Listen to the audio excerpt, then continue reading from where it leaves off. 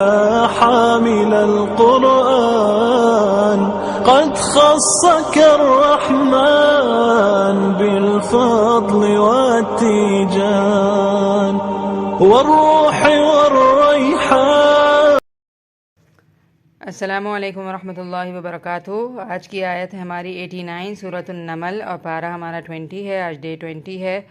تو اس آیت کا ترجمہ یہ ہے کہ جو نیکی لائے گا وہ اسی کے لیے بہتر ہے اور وہ قیامت کے دن کی گھبراہٹ سے امن میں رہے گا۔ اس کا ترجمہ کچھ یوں ہے۔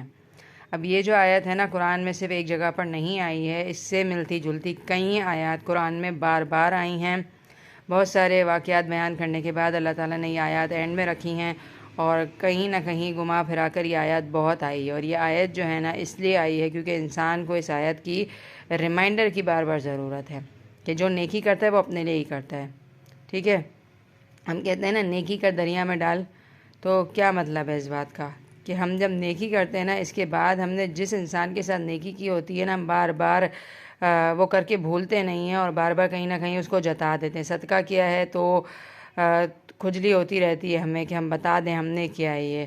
تو اللہ تعالیٰ یہ کہہ رہے ہیں کہ جو کر رہا ہے وہ اپنے لیے ہی کر رہا ہے، تو ہم اللہ کے لیے کریں اور کرنے کے بعد بھول جائیں، کیونکہ بدترین صدقہ وہ ہے جس کا خلاصہ ہم دیکھتے ہیں سورہ بقرہ کے اندر آتا ہے کہ جو صدقہ کرنے کے بعد دکھاتا ہے یا جتلاتا ہے تو اللہ کو ایسی نیکی بہت ناپسند ہے کہ جو کرنے کے بعد ہم احسان جتائیں۔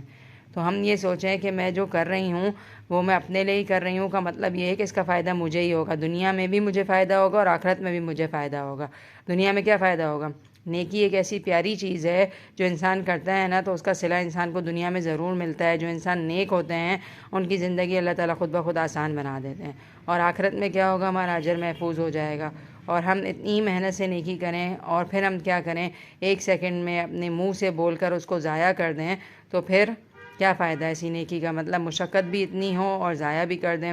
اور اس کے علاوہ سورہ بنی اسرائیل میں بھی آیت یوں آتی ہے، بہت پیارے الفاظ ہیں اس کے بھی، ان احسنتم احسنتم لانفسکم وان اسأتم فلہا۔ اس کا دوسرا ٹکڑا کیا ہے کہ جو کرو گے اچھا اپنے لیے کرو گے اور جو برا کرو گے وہ اپنے لیے کرو گے۔ تو اسی طرح اللہ نہ کرے انسان برائی بھی کرتا ہے تو وہ اسی کی گردن میں لٹکائی جاتی ہے اور اس کے برے اثرات انسان اپنی زندگی میں دیکھتا ہے۔ تو کچھ بھی کرنے سے پہلے یہ سوچیں کہ میں سامنے والے کے لیے نہیں کر رہی، اگر اچھا کروں گی تو انشاءاللہ اس کا صلہ مجھے ہی ملے گا، اور اللہ نہ کرے اگر میں نے کسی کے حق میں زیادتی کی یا ظلم کر دیا یا ناانصافی کر دی تو اس کا صلہ بھی مجھے دنیا میں مل کر رہے گا۔ تو بہت الرٹ ہونے کی ضرورت ہے، کیونکہ ہم یہ سمجھتے ہیں کہ میری زندگی میری مرضی، تو بہت کانشیس ہو کر زندگی گزارے، کیونکہ ہر چیز لکھی جا رہی ہے اور وہ اپنے ٹائم پر ری پلے ہوگی اور اس کے اللہ نہ کرے اچھے برے اثرات ہمارے سامنے آئیں گے۔ تو ہم جب کسی قسم کی بھی نیکی کر رہے ہوتے ہیں نا تو ہم یہ دیکھ رہے ہوتے ہیں کہ ہم سامنے والے کے لیے کر رہے ہیں۔ اگر ہم چھوٹے انسانوں کے لیے کرتے ہیں دنیاوی طور پر تو ہمارا معیار ڈیفرنٹ ہوتا ہے، اگر ہم کسی بڑے کے لیے کرتے ہیں تو بڑی بڑھ چڑھ کر کرتے ہیں کہ اس کو پسند آئے گا نا، زیادہ اچھے طریقے سے کریں گے۔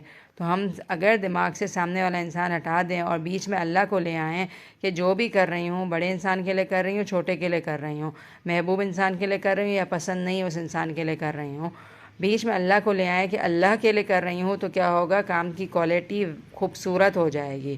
ہم یہ سوچتے ہیں میرا محبوب انسان ہے اور میں اس کے لیے کر رہی ہوں تو بڑی اچھی سی ہم چیز کر رہے ہوتے ہیں، جو انسان پسند نہیں ہے ذرا زبردستی کرنا پڑتا ہے تو پھر ہم لیول ہمارا ڈیفرنٹ ہوتا ہے۔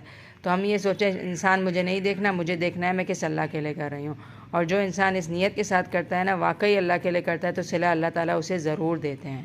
تو جب ہم اللہ کو بیچ میں لے آئیں گے تو ہماری کام کی جو کوالٹی ہے وہ بہت ہی خوبصورت ہو جائے گی۔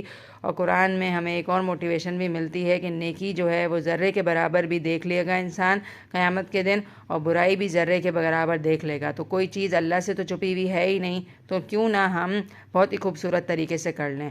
اور ایک پیاری موٹیویشن دوں گی جس سے ہمیں نیکیوں کا حوصلہ ہوگا، اور وہ یہ ہے کہ اللہ کی ذات بڑی ہی قدردان ہے، ان اللہ غفور شکور، اللہ بڑے ہی قدردان ہیں، یعنی کہ ہماری ایک ذرے کے برابر نیکی کی بھی وہ اتنی قدر کرتے ہیں کہ اس کو بڑا چڑھا کر اور پہاڑ جتنا کر دیتے ہیں۔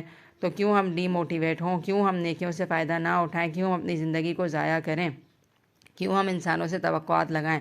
جو اللہ سے توقع رکھ لے، جو اللہ کی ذات کو شکور سمجھ لے، وہ انسانوں سے توقع نہیں رکھتا، کیونکہ ہم نیکیاں کرتے کرتے کرتے کرتے اچانک ڈسکنٹینیو اس لیے بھی کر دیتے کہ سامنے والا ہمیں ویلیو نہیں دے رہا ہوتا ہے، ہماری قدر نہیں کرتا، پھر ہم ڈس ہارٹ ہو جاتے ہیں۔